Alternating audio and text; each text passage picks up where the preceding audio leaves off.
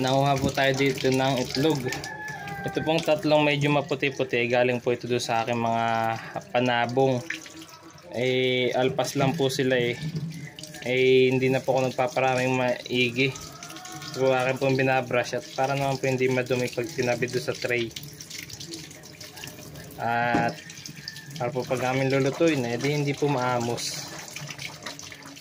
So ganito lang po, binabrush ko lang po na kaunti. Ito lang po mga brown ay galing dun sa Rhode Island, dun sa mga nakakulong na heritage chicken. At kanina umaga po nakakuha na po akong 4. Ngayon ay 4 po ulit. Ang inahin po namin dun ay wala pa pong 10 inahin namin dun. Ang marami po kasi tandang po madami. Kaya nung umuwi po si Tiyo galing sa Canada, nagkatay po kami 3 malalaking tandang. 6 pa po yung natirang tandang. At ngayon pinalagay po natin ito doon. Ito po.